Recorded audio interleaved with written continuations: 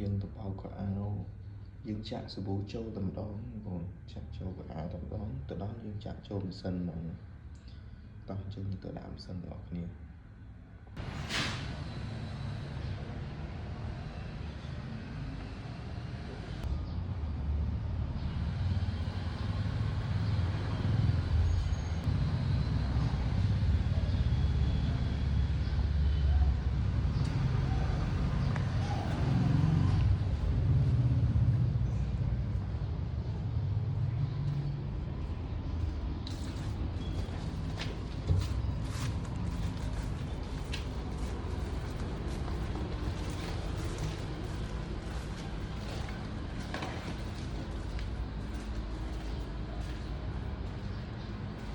គឺម៉ាស៊ីនរបស់យើងដាក់ចូលមក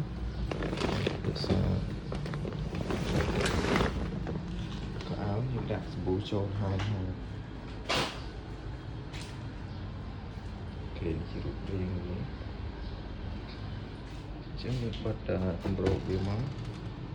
ហើយនេះកុងតាក់វាបើកឲ្យនៅអញ្ចឹងយើងបើកវា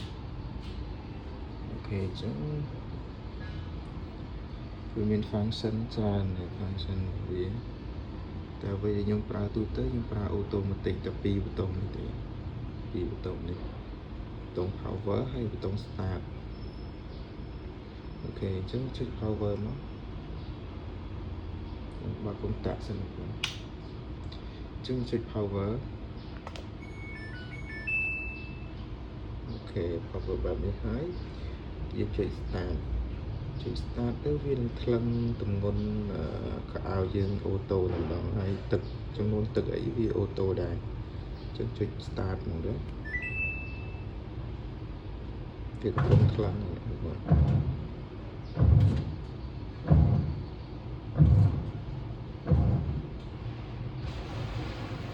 អូខេអញ្ចឹងវា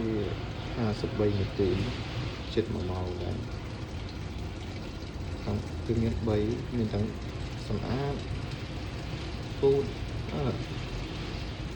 សម្អាតហើយវាត្រាំហើយនឹងពូតសម្ងួតទៅអញ្ចឹង53នាទីអូខេអញ្ចឹងជីប្រើងាយទៅក្នុងយើងទៅក្នុងចាំបាច់ប្រើធូលអីងាយទេមកទៅពីហ្នឹងទៅបានហើយកំពុងដាក់ទឹកចូលហ្នឹង